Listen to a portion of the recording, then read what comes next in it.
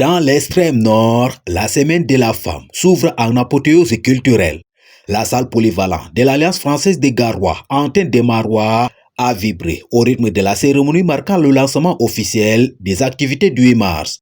Une cérémonie haute en couleur, présidée par le secrétaire général des services du gouverneur qui a tenu toutes ses promesses.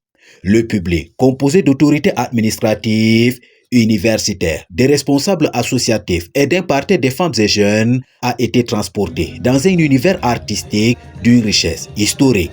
Pour la présidente du comité d'organisation de la 41e édition, son mandat s'inscrit dans la dynamique impulsée par le chef de l'État avec une attention particulière accordée à la jeunesse. Les femmes de Marois, les filles de Marois ont compris le message du chef de l'État qui est celui baptisé en fait sur les jeunes et les femmes. Déjà en m'honorant en tant que présidente du comité d'organisation, c'est déjà un message fort que les femmes de l'extrême nord envoient.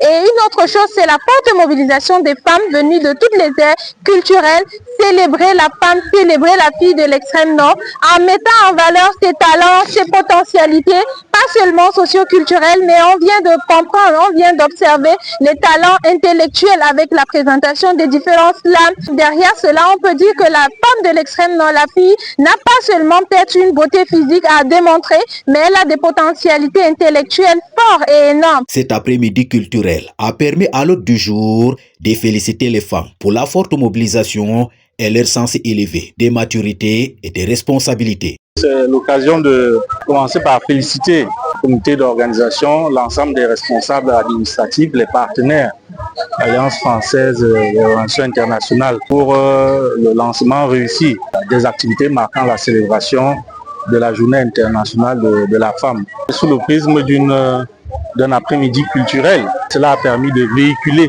les messages qui vont dans le sens du thème, la protection des droits des femmes. Cela a permis aussi de magnifier la richesse culturelle de la région de l'extrême nord, sa grande diversité, et aussi de faire un plaidoyer pour le vivre ensemble. Un lancement très couru à travers des danses patrimoniales magnifiant l'identité culturelle, musiques urbaines aux sonorités contemporaines, séquences d'humour finement ciselées ainsi que le défilé des Miss empreint d'élégance ont conféré à l'événement un cachet particulier.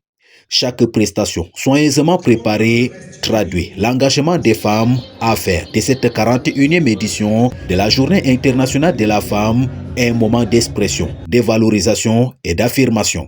L'après-midi culturel de ce dimanche s'est refermé sur une note de totale satisfaction marquée par la remise des attestations et d'autres distinctions.